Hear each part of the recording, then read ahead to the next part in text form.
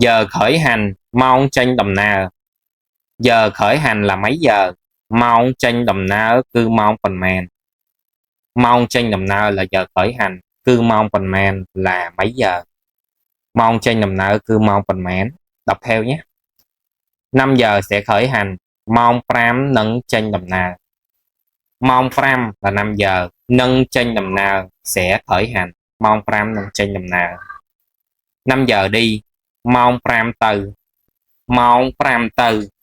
Mong pram là 5 giờ, từ là đi. Mong pram từ, 5 giờ đi. Ghế ngồi, cờ ấy ẩn cùi. Ghế của tôi số mấy? Cờ ấy rồi bọc nhôm lê còn màn. Cờ ấy rồi bọc nhôm lê còn màn. Cờ ấy rồi bọc nhôm, ghế của tôi lê còn màn số mấy? Cờ ấy rồi bọc nhôm lê còn màn. Ghế này có thể dựa được không? Cờ ấy ní ai bàn ót. Cờ ấy ní ai bàn ót. Cờ ấy ní ghế này ai bàn ót có thể dựa được không? Cờ ấy ní ai bàn ót. Tôi muốn đổi ghế. Nhôm tròn đô cờ ấy. Nhôm tròn đô cờ ấy. Nhôm tròn tôi muốn đô cờ ấy đổi ghế. Ghế này khó ngồi quá. Cờ ấy ní bị ba on cùi pì. Cờ ấy ní bị ba on cùi pì. Cờ ấy ní ghế này bị ba on cùi pì, khó ngồi quá. Cờ ấy ní bị ba on cùi pì. Nó chặt quá. Vía chọn yệt pì. Vía chọn yệt pì. Nó nhỏ quá. Vía tui pì. Vía tui pì. Tôi muốn đổi ghế hàng giữa. Nhôm tròn đô cờ ấy chua còn đà. Nhôm tròn đô cờ ấy chua còn đà. Nhôm tròn đô cờ ấy tôi muốn đổi ghế. Chua còn đà hàng giữa. Không thể ngồi được đâu.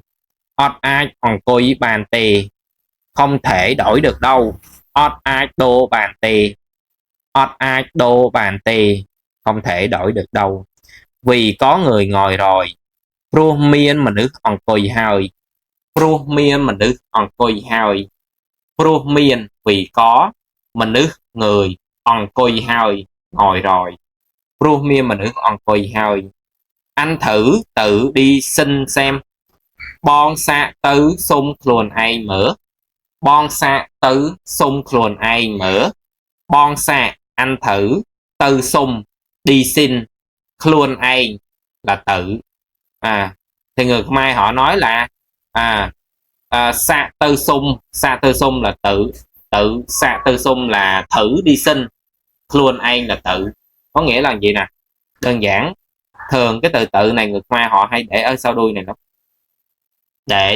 để sau động từ, để sau động từ, không có để trước động từ nhé. Mở là xem, học thuộc lòng đi dễ nhớ. Xem họ có chịu đổi không. Mơ kê miên prom đồ ót. Mơ kê miên prom đồ ót. Mơ kê là xem họ. Miên prom đồ ót có chịu đổi không. Miên prom đồ ót. Mơ kê miên prom đồ ót. Nếu họ không chịu đổi, ba kê prom đồ. Ba kê prom đồ để tôi tìm chỗ khác cho. Tục nhóm rô còn lại xem oi.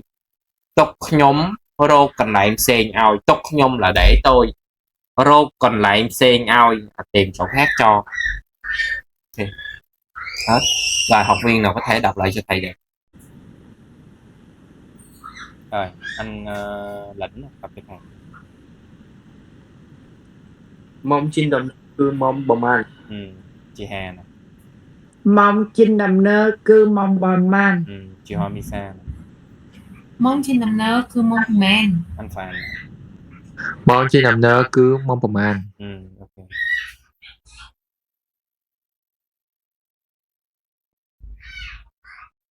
Năm giờ sẽ khởi hành. 5 giờ sẽ khởi hành nói sao?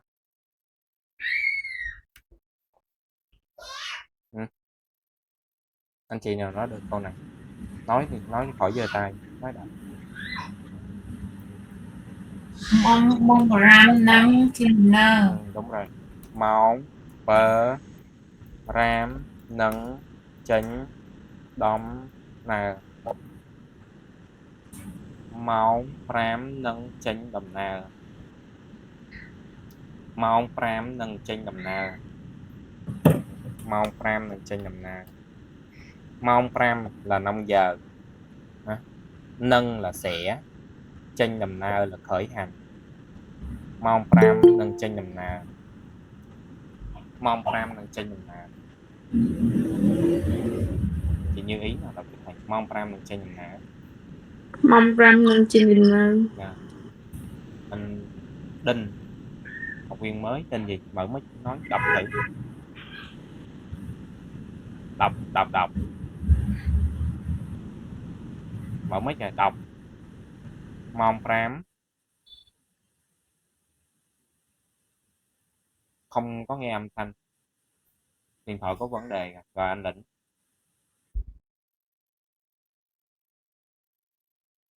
chị Kiều Cha, mong bà Ram nâng chanh đầm nơ. chị Hà Mong ram nâng chinh đầm nơ. chị Hoa Misa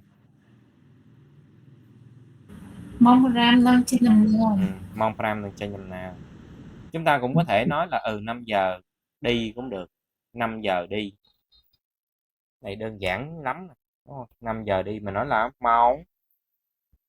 máu pơ ram từ cũng được nó cũng bằng nghĩa với trên đó nha mong pram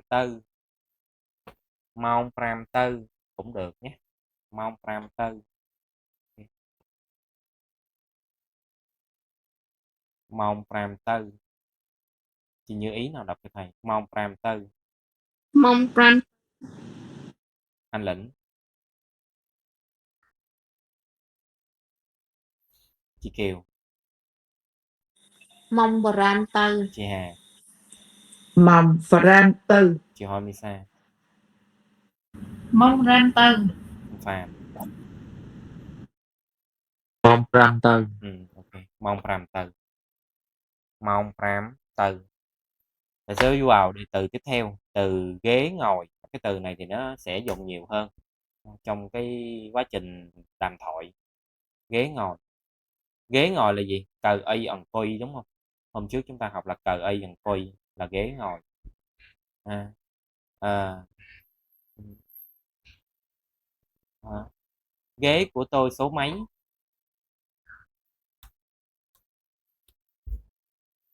nói sao ghế của tôi số mấy nói đi khỏi giơ tay anh chị khỏi giơ tay đó.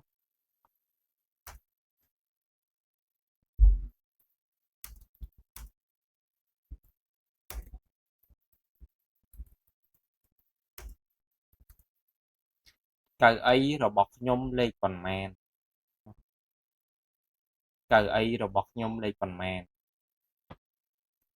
cờ ấy rồi bọt nhôm lê còn màn cờ ấy là ghế rồi bọt nhôm là của tôi lê còn màn là số mấy cờ ấy rồi bọt nhôm lê còn màn chị như ý là đọc cho thầy Cái ai gờ bọc nhung lẹt comment. rồi học viên mới đọc cho thầy mở mic Vậy thì thật sự A robot nhân label man. cho em xin tên anh luôn Dạ em tên Linh.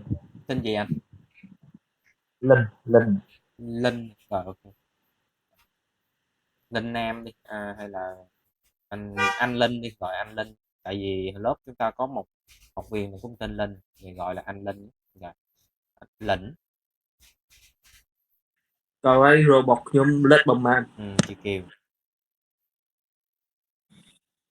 Cơ ai rồi bó khơi nhâm lết bằng chị Hà man.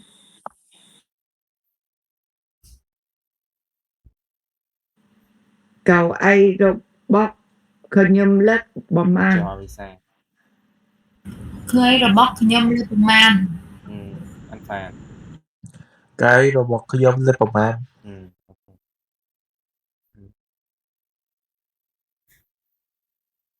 Ghế này có thể dựa được không ghế này có thể dựa được không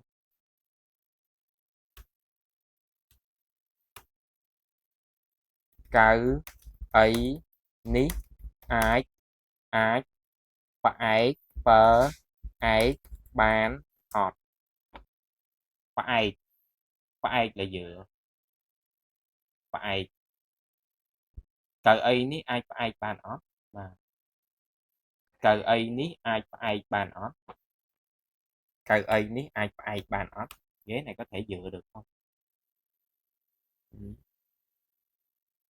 Phải ấy là dựa trời chị Như Ý nào đọc cho thầy Cơ ai ní bạn ai phải phờ đọc chữ phờ cái ai phải ai không phải không phải là phải và ai phải phải ai phải và ai rồi anh Linh nè. Cái nít Cái nít bạn ạ. Anh Lĩnh nè. Cái nít phải bạn ạ. Chị Kiều nè. Cơ ai ni át banet bét banat. Chị Hà nè. Cầu ai nick at ban óc. Chị Hoa Misa. Cứ ai nít át bét ban ọt. Anh Phan. Cái ní át phải bạn ạ. Ok. Tôi muốn đổi ghế.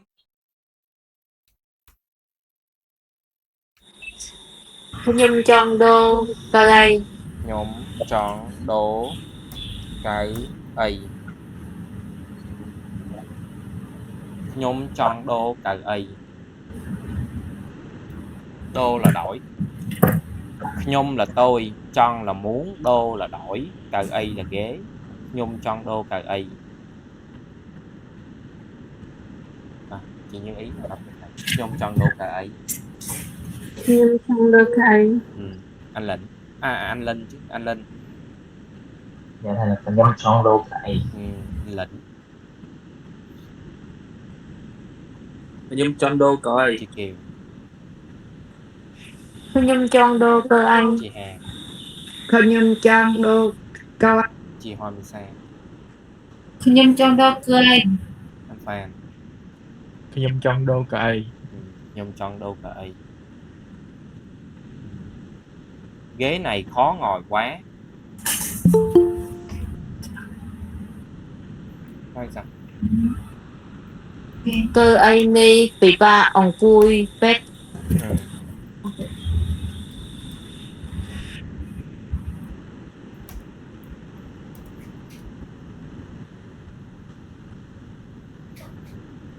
Cái ấy ní bị ba ông cùi bê. Cái ấy ní bị ba ông cùi bê. Cái ấy là ghế, ni là này. Bị bạn là khó, ông cùi là ngồi, bê là quá. Cái ấy ní bị ba ông cùi bê. Cái ấy ní bị ba ông cùi bê. Anh chị đọc theo trước nhé. Luyện đọc đi rồi dẫn chúng ta học lại. Rồi, chị Như Ý là đọc cái này. Cái ấy ní bị ba ông cùi bê. cơ ai ní bạn bọn Ông côi cùi bết bê. Anh Minh nè. dạ thành cái nít bị pha ông cùi bê. Ok. Anh Lĩnh nè. Cái nít bác. Bị bạn.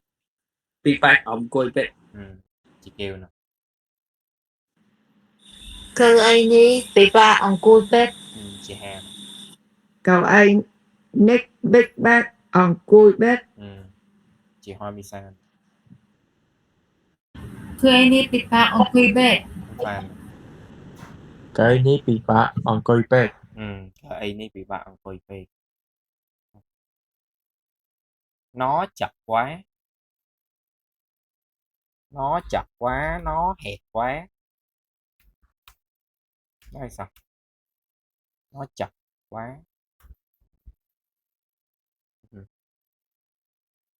Nó chặt quá. Vía. Tròn. Yết. Yết. Yết yết sắc yết à. Yết. Phê. Vía chọn yết bê. Vía chọn yết bê. Vía chọn yết bê. Vía chọn yết bê. Vía chọn yết bê. Vía chọn yết bê. Vía là nó. Vía là nó. Chọn yết là chặt. Bê là quán. Vía chọn yết bê.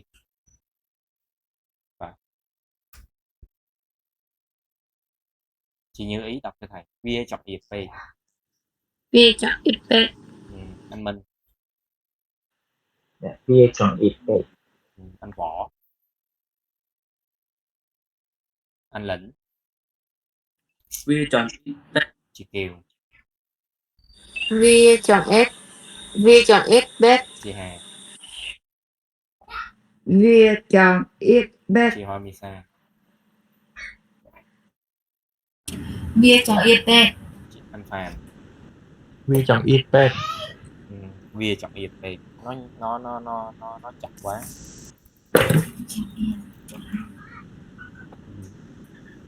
Còn khi chúng ta muốn nói là nó nhỏ quá. Nó nhỏ quá. Vía tút bếp. Vía tút bê. Vía tụt bê. Vía tụt bê. Vía tụt bê. Vía tụt bê. Vía là nó, tụt là nhỏ, bê là quá. Vía tụt bê. Chị Như ý đọc cho thầy. Vía tụt bê. Vía tụt bê. Anh Minh. Vía tụt bê. Anh Lĩnh. Vía tuốt bê. Chị Kiều. Vía tút bếp. Chị Hà. Bê. Chị Hoa Misa. Vía tuốt bếp. Anh Phàn. Vía tuốt bê. Tôi muốn đổi ghế hàng giữa.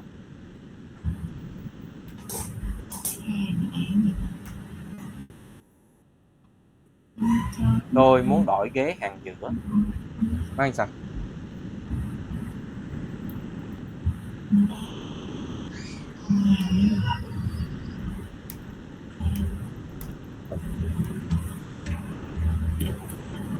Nhóm chọn đố cậu ấy chua còn đà.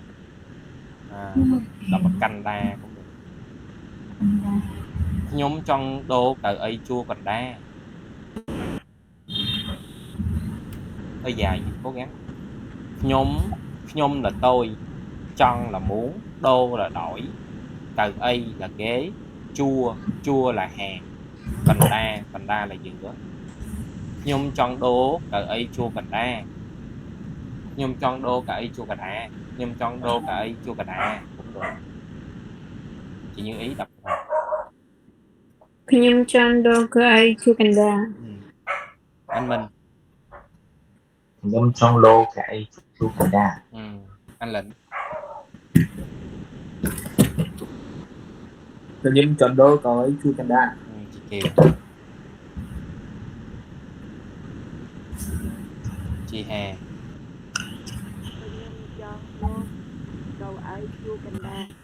Chị Hoa Misa. ខ្ញុំចង់ដូរធ្វើឲ្យគឺកន្លែង Anh Phàn. Nhưng chọn đô có ấy chu cần đa. Không thể đổi được đâu. Nói sao?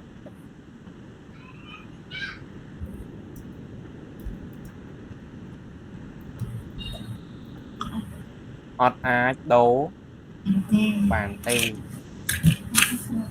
Ọt ái đố bàn tê. Ọt ái là không thể, đô là đổi, bàn tê là được đâu. Ọt ái đố bàn tê. Ọt ái đố bàn tê. Không thể đổi được đâu. Chị Như ý đọc này. Không thể đổi được. Ọt ái đố bàn tê. អត់អាចដូរមែនតើ Anh Minh. Lô bằng tê. Anh Lĩnh. Ọt ác đô ban tê. Đúng rồi. Chị Kiều. Chị Hà.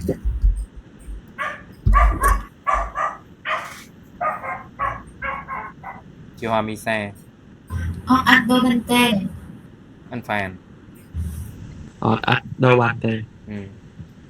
Vì có người ngồi rồi. Vì có người Peru ngồi. mà nữ on cùi hơi. Bơ rúa miến mơ nút on cối hơi.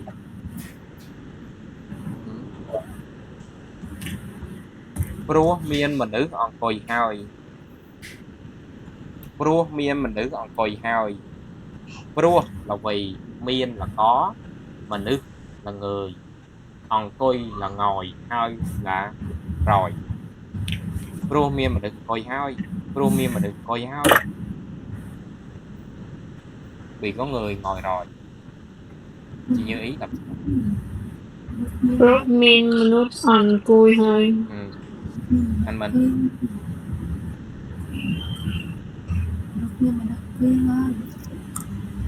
Chị Kiều. Anh Lĩnh. Rốt miên nút on cùi hơi. Chị Hà. Chị Hoa Misa. Rốt miên mà được thôi. Anh Phan. Rốt miên mình nút on cùi hơi. Rốt miên mình được còn cùi hơi.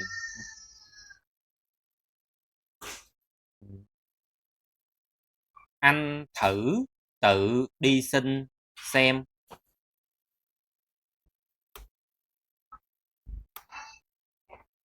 Nói sao? Anh thử tự đi xin xem. Anh Thầy, bò. em phát thử coi đúng không anh thầy? Rồi nói Em sợ lộn từ. Bòn có luôn ăn sát. Tao mơ. Xum sát. Tao mơ. Nói gì cũng được đấy. Nói gì cũng ổn đấy. Nhưng mà nó chưa chuẩn lắm. Dạ. Bón sát tự súngខ្លួនឯងមើល bón xạ từ xungខ្លួនឯងមើល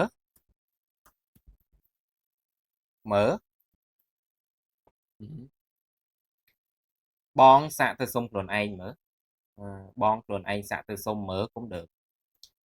Nó có hai cách nói. Cách thứ nhất chúng ta nói là bón xạ từ xungខ្លួនឯងមើល hoặc chúng ta có thể nói là bónខ្លួនឯងxạ từ xungមើល bónខ្លួនឯង xungមើល bón. Gọi đây thầy tích. Bón xạ từ xungខ្លួនឯងមើល. Cách thứ hai chúng ta có thể nói là bónខ្លួនឯងxạ từ xung mở. Cái câu này nó hơi khó nhé. Khi mà có từ tự thì nó sẽ ngược từ. Người Việt mình thường từ tự đứng trước động từ, nhưng người Khmer thường từ tự sẽ đứng sau động từ. Ví dụ từ đi nè. Từ đi. Ok. Bon xạ từខ្លួនឯង xung mở. Từខ្លួនឯង cũng được. Ok. Bon xạ từ xungខ្លួនឯង nữa. Ok. Đây là cách mà học. Nó có cách như thế để nói.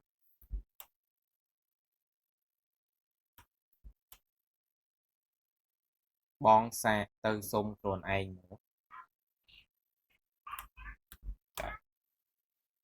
Câu này hơi khó nhé. Chúng ta phải nhớ thuộc lòng nó. Rồi. Như ý đọc cho thầy. Đọc một câu thôi. Được. Quan sát tư xungខ្លួនឯងមើល. Anh Minh. Anh Lĩnh. Bom sát từ xungខ្លួនឯងមើល. Chị Kiều. Bòn sát tơ sum bòn sát tơ sum pelun en mơ Bọn xã tôi xung luôn anh nữa. Chị Hoa Visa. Bon sát tới sân luôn em mở. À, và Bon sát tới sân Cường An mà. xem họ có chịu không, xem họ có chịu đổi không,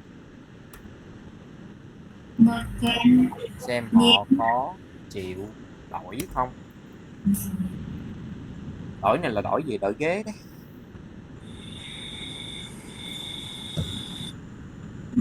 Mơ kế miến prom đồ á.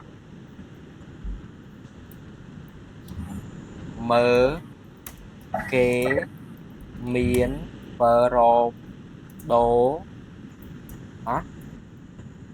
Mơ kê miên prom đồ á. Mơ là xem, kê là họ hay là người ta cũng được, miên là có, prom là chịu, đô là đổi, odd là không. Mơ kê miên prom đâu hả? Mơ kê miên prom đâu hả?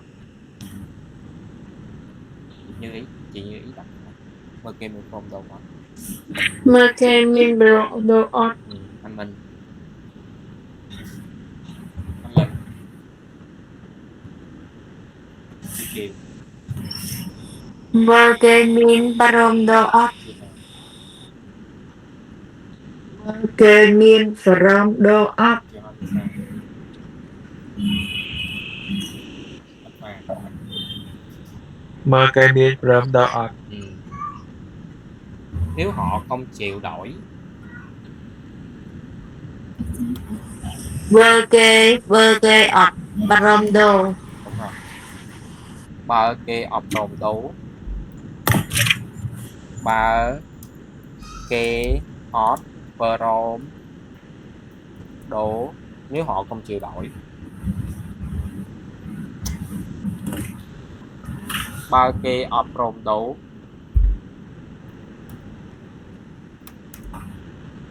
ba kê ọp prom đấu. Ba là nếu, kê là họ, ọt prom là không chịu, đô là đổi. Ba kê ọp prom đấu.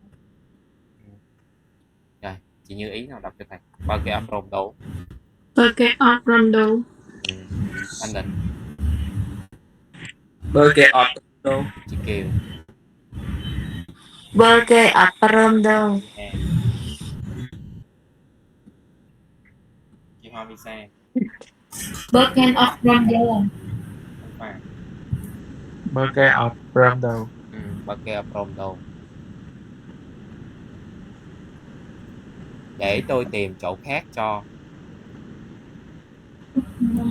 tầm bay thôi nhâm rô Tục còn lanh đồng sen bày. ọt Tục Ốc nhâm tục nhung, tức nhâm rock và tục sen nhung rốt. Con lên lại sen xén hơ xén ngọt ao. Tục nhung rô còn lại xén ao. Tục nhung rô còn lại xén ao. Để tôi tìm chỗ khác cho. Tục nhung là để tôi, rô là tìm, còn lại xen, còn lại là chỗ, xen là khác, ao là cho. Tục nhung rô còn lại xen ao. Để tôi tìm chỗ khác cho. À, chị Như Ý nào đọc cho thầy. Tục nhung rô còn lại xen ao. Túc khư nhâm rục con lên thời gian ỏi. Anh Minh à,